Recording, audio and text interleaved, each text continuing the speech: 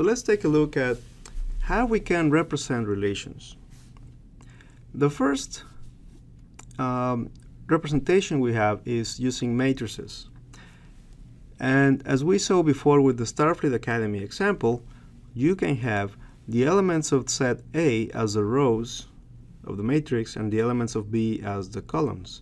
And if every element is related of A is related to the element of B, then you write a 1 on that position in the matrix.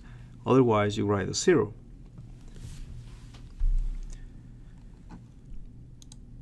Okay. So, taking that into consideration, if we go back to our definition of reflective, symmetric, and antisymmetric, then we know that by looking at these relations, matrices, it's straightforward for us to tell whether the relation is reflective, symmetric, or antisymmetric. So reflective, remember that for a relation to be reflective, it means that, and reflective means a relation on the same set, right? The same for symmetric and antisymmetric. So on the same set. So rows and columns represent the elements of the set A, the same set.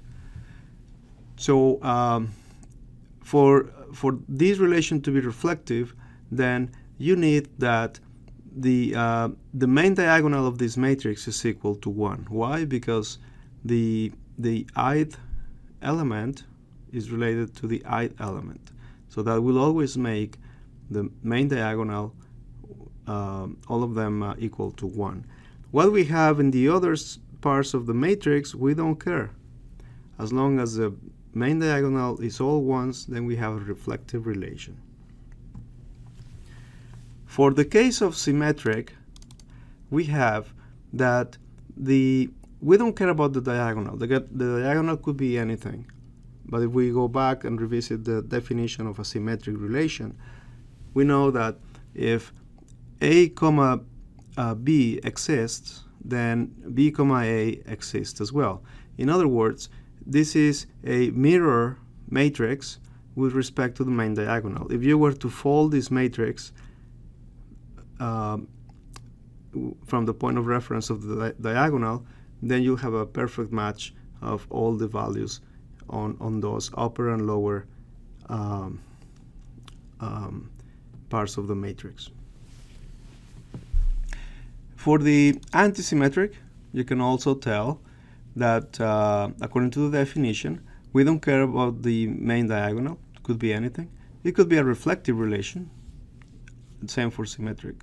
So it could be all 1s. That means the relation is reflective and symmetric. Or here it could be all 1s. That means the relation is reflective and antisymmetric. But let's focus on the antisymmetric. So if you have a 1 here, you must have a 0 in the mirror position of the matrix, and so forth. You have a 1 here, you have a 0 in the mirror position, and so on. So when we do some exercises during the synchronous session, you can ask questions too, and this will become more clear. Another way of representing relations is using graphs. And this is looking a little bit ahead on the topics of the course, because graphs is a whole section on its own. But for now, let's just define the basic parts of a graph, and those would be enough for us to represent relations. So we have a directed graph, also called a digraph. That's a set of vertices or nodes or dots. So when you are drawing a graph, you draw nodes with a dot, and then you link them together with a set of edges. Okay? They're also called arcs. So the vertex A is the initial vertex of the edge A comma B, and B is the terminal vertex of this edge. Okay? If you have an edge that is linked to itself, then you represent that with a loop. So it's an edge that leaves and arrives at the same node.